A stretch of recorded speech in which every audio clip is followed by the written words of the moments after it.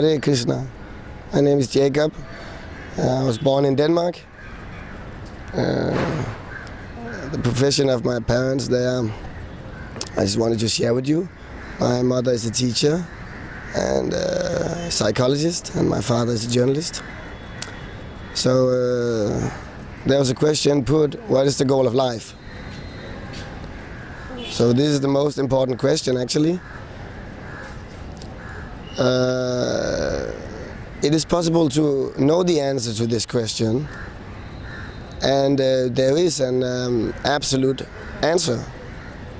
There is a reality, an eternal truth, and we can know it or we can be in ignorance of it. So this truth is not always black and white. You may know it fully, or you may know it to some extent, or you may be in total ignorance.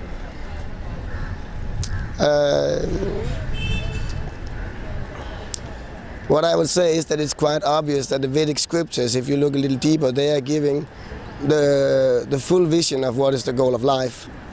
So the Vedic scriptures are giving, they are written down thousands of years ago in India, but it's actually not Indian knowledge, just like you can say mechanics. A lot of it comes from Japan nowadays, but that the principles are universal. It's not that these mechanics or these workings, these techniques, this technology only works in Japan. It works all over the world. So this knowledge given in the Vedic scriptures is actually eternal, and it has been known eternally, and it's coming from the spiritual world, ultimately from the Supreme Personality of Godhead. So not only in the Vedic scriptures, but all great acharyas, that means spiritual teachers, they have given the conclusion of what is the goal of life. So unanimously they agree, just like all mathematicians, they unanimously agree that 2 + 2 is 4. Yeah. So nowadays, of course, but that was when the culture, the beautiful spiritual culture of India, was present almost all over the world, and that is a historical fact, thousands of years back. And so there unanimously everyone agreed what is the goal of life. Nowadays everything has become so much mixed up and there are disagreements, but originally all spiritual teachers would say the same thing. So as they have spoken, I'm also speaking now. The goal of life is to love God, Krishna Prema. We are not God, there is a supreme soul and we are part and parcels of God. God is great and we are small. We are always dependent. Our nature is to serve. Everyone serves. Even the President of the United States, he has to serve. He has to serve the public. If he doesn't, he's kicked out. The wife has to serve the husband. The husband, the wife, the children, they have to serve. The dog serves the master and the master serves the dog. Everyone is serving. Even someone who is so-called independent, he is serving his belly and his genitals and he senses. It's the nature of the soul to serve. But this kind of service that we are rendering here in the material world, it is a perverted reflection. It is a distorted version of our pure natural form of service, which is to serve God, the Supreme Soul. So that's the goal of life. The goal of life is to serve and love God. Love means service. You cannot say, oh my dear wife, I love you so much, for years and years together and not ever doing anything for her. So bhakti, bhakti yoga, that means to connect with God in a loving devotional service, and that's the goal of life. That's Nitya Siddha Krishna Prema Satya Kabhunaya. It is there eternally within the living entity, within the soul. It is not something. Nitya Siddha means eternally situated. Nitya means eternally.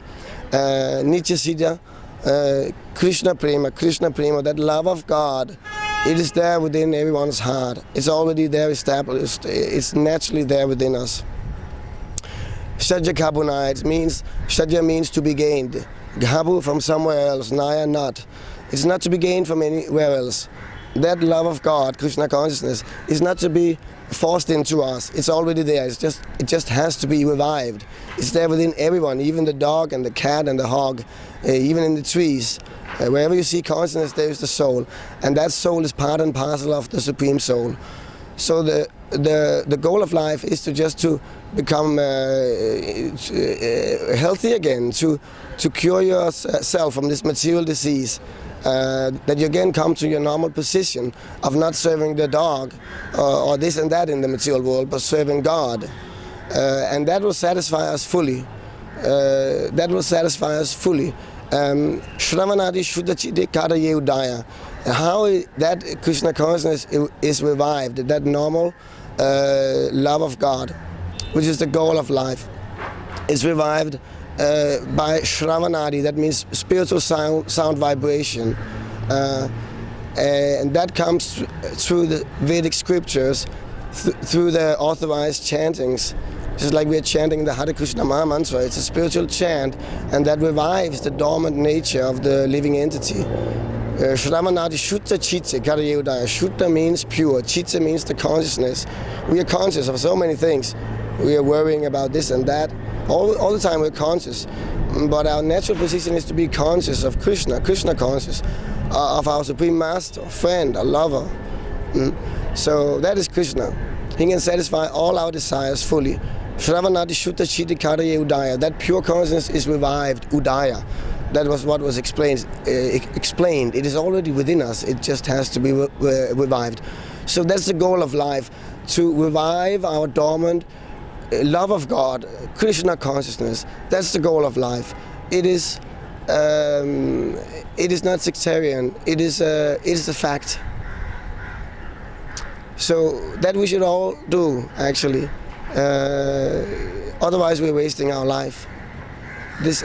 Any person who has a little intelligence, he will seek out what's the goal of life, what's the supreme enjoyment, and that's Krishna consciousness, love of God.